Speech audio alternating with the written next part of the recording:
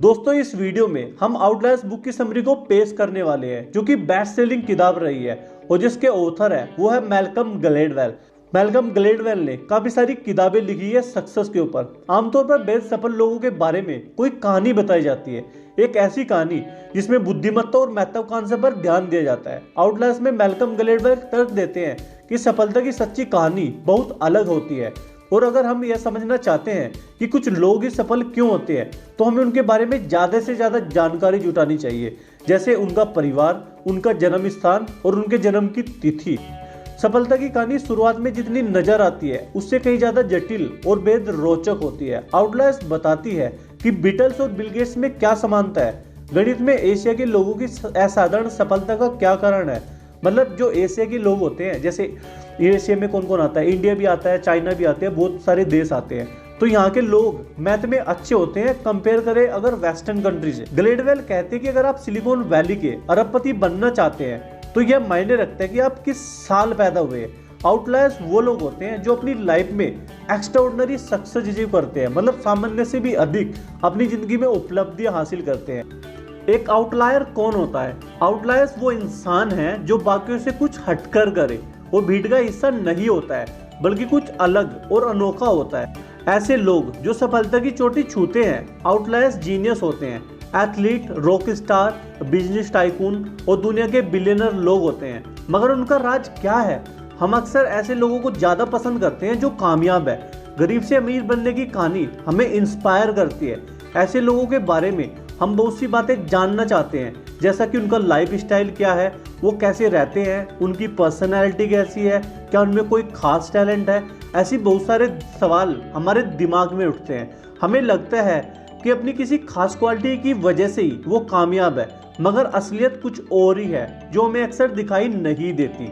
इस किताब में हम कुछ ऐसी बातें सीखने वाले हैं जो बताएगी कि सक्सेस को लेकर हमारी सोच कहाँ गलत है। हमारे हिसाब से सक्सेस सिर्फ एक पर्सनल चीज है। हमें लगता है कि जो लोग सक्सेसफुल हैं उन्होंने सब कुछ अपने दम पर ही किया है, उनकी कामयाबी के पीछे सिर्फ और सिर्फ उन्हीं की काबिलियत है। तो क्या सिर्फ टैलेंट से ही काम चल जाएगा? अपब्रिंगिंग का क्या? उन लोगों का क्या जो उनकी कामयाबी के पीछे है? सोसाइटी और कल्चर का क्या जिससे वो बिलोंग करते हैं? इन आउटलायर्स की कहानी पढ़ के हम इन सवालों के जवाब ढूंढने की कोशिश करेंगे। Canadian hockey. हॉकी कनाडा का पॉपुलर स्पोर्ट है। वहाँ के लड़के इसे एलकेजी और यूकेजी से सीखना शुरू कर देते हैं। हर साल स्कूलों में हॉकी लीग होती है, मगर सवाल ये आता है कि वो अपनी नेशनल टीम के लिए बेस्ट प्लेयर कैसे चुनते हैं। और ये बात गौर करने वाली है कि ज़्यादातर बेस्ट हॉकी प्लेयर जनवरी से मार्च के बीच पैदा हुए लोग हैं। तो ऐसा कैसे हो गया? इसका सीक्रेट ये है कि हॉकी कोच क्लास के सबसे बड़ी एज वाले लड़कों को ही चुनते हैं। जैसे कि मान लो कोई लड़का दिसंबर में पैदा हुआ तो उसे टीम में नहीं चुना जाएगा। बड़ी एज वाले लड़के फिजिकली ज़्यादा मजबूत होते हैं, इसलिए उन्हें चुना जाता है। एज में महीनों का गैप लड़कों की बॉडी में काफ़ी डिफरेंस पैदा कर देता है। 9 से 10 की उम्र के बीच वाले लड़कों का चुनाव इसी हिसाब से होता है। जो लड़के उम्र में बड़े होते हैं उन्हें कोच ट्रेनिंग देता है, उन्हें बाकियों से 3 गुना ज़्यादा प्रैक्टिस करनी पड़ती है। अपनी टीन्स में पहुंचने तक ये लड़के हॉकी के खेल में एक्सपर्ट हो जाते हैं और फिर उन्हें बड़ी लीग में खेलने के लिए भेजा जाता है। यही सिलेक्शन प्रोसेस बाकी खेलों के लिए भी है। एज डिफरेंस ओलंपिक में काफी मायने रखती है। साल के दूसरे हिस्से के महीनों में पैदा हुए बच्चों का टैलेंट अक्सर अनदेखा ही रह जाता है। छोटी उम्र वाले बच्चों को अक्सर स्पोर्ट में उतना एनकरेजमेंट नहीं मिल पाता जितना मिलना चाहिए, पर अगर उन्हें भी उतना सपोर्ट और मौका मिले तो उनका भी हुनर दिखाने का मौका मिल सकता है और वो भी कामयाब हो सकते हैं। हो सकता है उनमें से कुछ एथलीट आगे जाके एक बहुत ही सक्सेसफुल एथलीट बन जाए। कनाडा की नेशनल हॉकी टीम इस कॉन्सिडेंट की वजह से ही आउटलायर्स बनी। ये इसलिए हुआ क्योंकि इनके प्लेयर पहले पैदा हुए थे और फिजिकली मजबूत थे, उन्हें सक्सेसफुल होने का मौका दिया गया और इसी तरह एक के बाद एक मौके उन्हें मिलते रहे। हमारा समाज उन्हीं को ज़्यादा मौके देता है जो सक्सेसफुल होते हैं। उनके लिए हर दरवाज़ा खुला होता है और उनका स्टेटस और भी ऊंचा कर देता है, और वो लोग जो फेल होते हैं उन्हें समाज डिसमिस कर देता है, क्योंकि ये हमारा सक्सेस का देखने का नज़रिया है। हम केवल पर्सनल अचीवमेंट को ही सब कुछ समझते हैं। हम कभी भी ये नहीं सोचते कि हम किसे मौका दे रहे हैं और किसे नहीं। सक्सेसफुल होने में इसका भी एक बड़ा हाथ है, 10,000 घंटे। जब आप किसी चीज में एक्सपर्ट हो जाते हैं तो उसकी प्रैक्टिस करना छोड़ देते हैं, क्योंकि अब आपको उसकी प्रैक्टिस करने की जरूरत महसूस नहीं होती। 1990 में बर्लिन के एकेडमी ऑफ म्यूजिक में एक स्टडी की गई थी, जिसमें साइकोलॉजिस्ट का एक ग्रुप ये पता करना चाहता था कि प्रैक्टिस और टैलेंट सक्सेस के लिए कितने जरूरी है। क्या वॉयलिनिस्ट अपने टैलेंट की वजह से इतना अच्छा कर पाते हैं या फिर ये उनकी प्रैक्टिस का नतीजा है। साइकोलॉजिस्ट ने ये पाया कि जो स्टूडेंट जितना टाइम प्रैक्टिस में लगाते थे वो उतने ही अच्छा वॉयलिन बजाते थे। बच्चे जैसे जैसे बड़े होते हैं उतना ज़्यादा वक्त वो अपनी प्रैक्टिस को देते हैं और 20 साल की उम्र तक आते आते वो बेस्ट वॉयलिनिस्ट बन चुके होते हैं और पहले से ही 10,000 घंटों की प्रैक्टिस कर चुके होते हैं। यही स्टडी पियोनिस्ट पर भी की गई जो अमेच्योर थे। उन्होंने बचपन में सिर्फ 2,000 घंटे की प्रैक्टिस की थी, मगर प्रोफेशनल लोग हर साल अपनी प्रैक्टिस का टाइम बढ़ा देते थे और 20 साल के होते होते उन्होंने कुल 10,000 घंटों की प्रैक्टिस कर ली थी। साइकोलॉजिस्ट को पता लगा कि इसमें नेचुरल जैसी कोई बात नहीं है। ऐसा कोई म्यूजिशियन नहीं हुआ जो कम प्रैक्टिस करके भी बेस्ट म्यूजिशियन बना। मतलब आपको प्रैक्टिस करनी पड़ेगी। आप किसी चीज़ की अगर प्रैक्टिस करते रहोगे तो आप उसमें अच्छे होते चले जाओगे। कोई जन्मजात ऐसा नहीं होता है। किसी भी चीज़ में वर्ल्ड क्लास बनने के लिए आपको कम से कम 10,000 घंटों की प्रैक्टिस तो करनी ही पड़ेगी। बाकी स्टडीज़ में भी ये जादुई नंबर प्रूफ हो चुका है। म्यूजिशियन से लेकर एथलीट, राइटर और क्रिमिनल मास्टरमाइंड तक सबको टॉप पर पहुंचने के लिए 10,000 घंटों की प्रैक्टिस की जरूरत पड़ती है। ऐसा लगता है कि शायद हमारे दिमाग को किसी भी चीज़ का मास्टरमाइंड बनने और उसमें महारत हासिल करने में 10,000 घंटे तो चाहिए ही चाहिए। लेकिन सच तो ये है कि हर कोई 10,000 घंटे स्पेंड नहीं कर सकता। इसे आप खुद से अचीव कर ले, ऐसा पॉसिबल ही नहीं है। जब आप छोटे होते हैं तब आपके पेरेंट्स सपोर्टिव होने चाहिए। बड़े होने के बाद आपके पास खाली टाइम होना चाहिए। लेकिन अगर आप गरीब हैं और काम करना आपकी मजबूरी है तब आपके पास उतना टाइम नहीं होगा कि आप प्रैक्टिस कर सके। ऐसे में 10,000 घंटे की प्रैक्टिस करना आपके लिए बहुत मुश्किल हो जाएगा। आप बिल गेट्स का उदाहरण ले लीजिए। वो 8th ग्रेड से ही प्रोग्रामिंग करते आ रहे हैं। ये उनके लिए खास अपॉर्चुनिटी थी क्योंकि 1960 का वक्त था। उस टाइम में सिर्फ अमीर लोगों के पास ही कंप्यूटर होता था। बिल गेट्स के पिता एक वकील थे और उनकी माँ एक अमीर घर से थी। उन्होंने बिल गेट्स का सिएटल के एक इलाइट स्कूल लेक साइड में डाला जो 1968 में कुछ ऐसे गिने चुने स्कूलों में शामिल था जहाँ की कंप्यूटर क्लब था। स्कूल में 8th ग्रेड से लेकर हाई स्कूल तक बिल गेट्स ने प्रोग्रामिंग की प्रैक्टिस लगातार की। जब बिल गेट्स कॉलेज से निकलकर माइक्रोसॉफ्ट स्टार्ट करने की तैयारी कर रहे थे तो उन्होंने कंप्यूटर प्रोग्रामिंग में 10,000 घंटे से भी ज्यादा प्रैक्टिस कर ली थी। वो एक बहुत ही अच्छे प्रोग्रामर थे, मगर बिल गेट्स को वो खास मौका मिला। जैसा कि वो खुद कहते हैं, मैं बहुत लकी था। एक आउटलायर बनने के लिए आपको एक खास अपॉर्चुनिटी की जरूरत है। आपको वो लकी मौका मिलना चाहिए जिससे आप खुद को प्रूव कर सके। अगर आपके पास हटकर टैलेंट है तो आपको एक हटकर मौके की भी सख्त जरूरत है। बीटल्स। एक नजर डालो उस आदमी पर जिसके पास कभी कुछ नहीं था, ना कोई खानदान, ना ही सिर पर किसी का हाथ, मगर आज भी वो जो भी है वो अपने दम पर है। ये शब्द रॉबर्ट विंथ्रोपी ने बेंजामिन फ्रैंकलिन की स्टैचू से पर्दा उठाते हुए कहे थे। तो क्या सच में आउटलायर्स ऐसे ही होते हैं? हम सक्सेसफुल लोगों की ऑटोबायोग्राफी पढ़कर ऑब्सेस्ड हो जाते हैं, जुनूनी हो जाते हैं, क्योंकि उन सब की जिंदगी शुरुआत में बेहद मामूली होती है, मगर उन सब ने सारी मुश्किलों का सामना करते हुए सक्सेस हासिल की, क्योंकि उन सब के पास कोई ना कोई खूबी थी।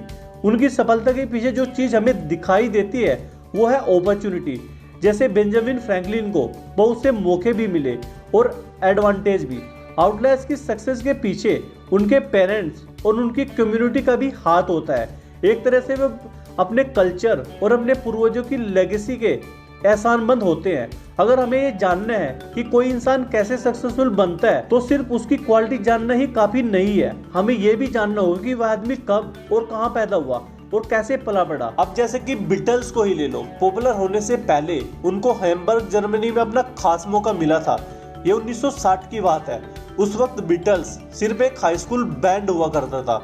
उन दिनों हैम्बर्ग में स्ट्रिप्स क्लब की भरमार थी। ऐसे में ज़्यादा कस्टमर अट्रैक्ट करने के लिए रॉक बैंड काफी डिमांड में थे। वहीं एक ब्रनो नाम का क्लब हुआ करता था जहां लिवरपूल इंग्लैंड से कई बैंड्स बुलाए जाते थे। क्लब का मालिक फिलिप नॉर्मन चाहता था कि उसके क्लब में बैंड लगातार घंटों तक बजता रहे।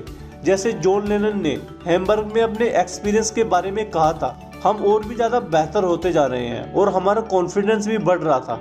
हम बहुत बढ़िया करने की कोशिश करते थे पूरे दिलो जान से, ताकि हम इसमें अपना बेस्ट दे सके। रोज रात को हैम्बर्ग के क्लबों में बीटल्स पूरे 8 घंटे तक बजाते रहते थे। इस प्रैक्टिस से उनकी क्रिएटिविटी, उनका स्टैमिना, डिसिप्लिन बढ़ने लगा था। लिवरपूल में वो एक ही गाना 1 घंटे तक बजाते थे, मगर हैम्बर्ग में उन्होंने इसके डिफरेंस वर्जन बजाने पड़े थे। ये 8 घंटे कवर करने के लिए रॉक और जज भी बजाया करते थे और 18 महीने के अंदर बीटल्स हैम्बर्ग में 270 रातों की परफॉर्मेंस दे चुके थे। जब वो 1964 में पॉपुलर हुए तब वो 1200 से ऊपर लाइव परफॉर्मेंस दे चुके थे। यही चीज थी जो उन्हें बाकी के रोल बैंड से अलग करती है। लाइव ऑडियंस के साथ उनकी प्रैक्टिस बाकियों से कहीं ज्यादा थी। हैम्बर्ग में बीटल्स को खास मौके मिले और उन्हें हैम्बर्ग जर्मनी के कल्चर और कम्युनिटी का भी फायदा हुआ। हिस्टोरियन ने हिस्ट्री में 75 सबसे अमीर लोगों की लिस्ट बनाई। उन्होंने दुनिया के हर कोने में सबसे अमीर लोग ढूंढने की कोशिश की। हैरानी की बात है कि इनमें से 20% लोग सिर्फ अमेरिका के ही खानदान से थे। एंड्रयू कार्नेगी इस लिस्ट में थे। वो 1835 में पैदा हुए थे। जेपी मॉर्गन 1837 में पैदा हुए थे, जबकि जॉन रॉकफेलर 1839 में पैदा हुए थे। इन 75 अमीर लोगों में 11 दूसरे अमेरिकन भी शामिल है। ये सब 1830 से लेके 1840 के बीच पैदा हुए और सब के सब बेहद अमीर है। क्या ये सिर्फ एक इत्तेफाक है? इसके पीछे क्या वजह हो सकती है? अगर हम ध्यान से देखें तो पता लगेगा कि 1860 से 1870 के बीच अमेरिका की इकोनॉमी में बहुत बड़े बदलाव आए थे। ये वो टाइम था जब वॉल स्ट्रीट डेवलप हो रही थी, स्टील मैन्युफैक्चर होने लगा था, अमेरिकन इकोनॉमी ट्रेडिशनल से मॉडर्न हो रही थी। इस लिस्ट में शामिल सारे आउटलायर्स को इस इकोनॉमिक बूम के हिसाब से एकदम सही वक्त मिला। 1840 में पैदा हुए लोग बहुत छोटे थे और 1820 में पैदा हुए बहुत बड़े थे। कार्नेगी मॉर्गन और रॉकफेलर की उम्र बिल्कुल सही थी और उन्हें इसी बात का फायदा मिला। वो अपने देश की इकोनॉमी की ग्रोथ का पूरा बेनिफिट ले पाए। इन अमीर लोगों के पास टैलेंट भी था, विजन भी था और सबसे बढ़कर उनके पास उन हॉकी प्लेयर की तरह एक चीज थी और वो है स्पेशल अपॉर्चुनिटी। वे फाइनेंस और स्टील इंडस्ट्री में राज करने के लिए आए थे क्योंकि वो सही वक्त और सही जगह पर पैदा हुए थे। चलिए सिलिकॉन वैली के आउटलायर्स पर एक नजर डालते हैं। उन्हें अपने स्पेशल अपॉर्चुनिटी 1975 में मिली जब पर्सनल कंप्यूटर आउटलायर्स 18,800 लॉन्च हुआ था। पुराने कंप्यूटर मॉडल काफी भारी भरकम और महंगे हुआ करते थे, लेकिन अल्टेयर्स की कीमत सिर्फ $397 थी। इसे खुद ही घर में असेंबल किया जा सकता था, कोई भी इसे खरीद कर इस्तेमाल कर सकता था। 1975 से पर्सनल कंप्यूटर का दौर शुरू हुआ। अगर उस वक्त आप बहुत छोटे या बहुत बूढ़े होते तो वो स्पेशल अपॉर्चुनिटी आपको नहीं मिलती, पर अगर आप 1958 के बाद पैदा हुए होते तो तब आप हाई स्कूल में होते। अगर आप 1952 से पहले जन्मे होते तो शायद आप IBM में जॉब कर रहे होते। 1975 में IBM सिलिकॉन वैली की एक एस्टैब्लिश्ड कंपनी बन चुकी थी। ये कंप्यूटर के मेन फ्रेम प्रोड्यूस करके बिलियन कमा रहे थे। जो जॉब करने की उम्र में थे पहले से ही वो कंपनी में मौजूद थे और अच्छा पैसा कमा रहे थे, लेकिन जो ओल्ड एज के हो चुके थे उनको स्पेशल अपॉर्चुनिटी नहीं मिली थी। पर्सनल कंप्यूटर के रेवोल्यूशन के दौर में पैदा होने की सही उम्र 1955 में पैदा होने वालों की थी, क्योंकि 1975 में ये जनरेशन सीधे कॉलेज से निकल कर आई थी। उसके पास अपॉर्चुनिटी थी कि वो मॉडर्न कंप्यूटर के फील्ड में पॉसिबिलिटी एक्सप्लोर कर। 1955 में पैदा हुआ सॉफ्टवेयर बिलियनर कौन है? Bill Gates. अक्टूबर 28, 1955 में पैदा हुए। उनके माइक्रोसॉफ्ट के को फाउंडर पॉल एलन जनवरी 21, 1956 में पैदा हुए थे। दोनों ने साथ में ही लेक्साइड की पढ़ाई की थी। दोनों बेस्ट फ्रेंड थे और लेक्साइड कंप्यूटर क्लब के मेंबर थे।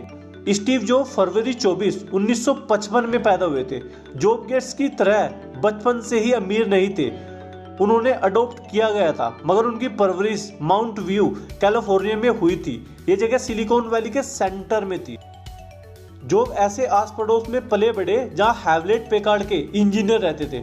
उन्होंने HP साइंटिस्ट के फॉर्म्स अटेंड किए थे। वे माउंट व्यू की फ्ली मार्केट में इलेक्ट्रॉनिक्स स्पेयर पार्ट बेचा करते थे। जब स्टीव जॉब 12 की उम्र के थे उन्हें बिल हेवलेट का नंबर एक फोन बुक में मिला। उन्होंने एचपी के फाउंडर को फोन करके पूछा कि क्या उन्हें स्पेयर पार्ट चाहिए। जॉब ने न केवल स्पेयर पार्ट बेचे बल्कि उन्हें एचपी में समर जॉब भी मिल गई। ऐसा नहीं है कि यूएस के सारे बिजनेस टाइकून 1955 से 1980 के बीच पैदा हुए, मगर उनकी स्टोरीज में ये आम बात है। हम इंडिविजुअल अचीवमेंट देखने में इतने खो जाते हैं कि हम पैटर्न को नहीं देख पाते। इन सभी सक्सेसफुल लोगों को खास मौके मिले, इन्होंने इन मौकों को लपका और इनको पूरा फायदा उठाया। मतलब उन्होंने अपॉर्चुनिटी को ग्रैब किया। आपको भी एक अपॉर्चुनिटी ग्रैबर बनना चाहिए। वो ऐसे टाइम में पैदा हुए जब सोसाइटी उन्हें उनके हार्डवर्क का पूरा नाम दे सकती थी। उनकी सक्सेस सिर्फ उनकी कमाई नहीं है, जिस दौर में वो पैदा हुए उसका भी उनको सक्सेस में एक बहुत बड़ा रोल है। कभी सोचा कि एशियंस मैथ में क्यों अच्छे होते हैं? तो दोस्तों फाइनली इस बुक के कंक्लूजन पर आते हैं। अब हमें पता है कि सक्सेसफुल होने के लिए सिर्फ टैलेंट से ही काम नहीं चलता। उस टैलेंट की प्रैक्टिस करने के लिए स्पेशल अपॉर्चुनिटी भी मिलनी जरूरी है।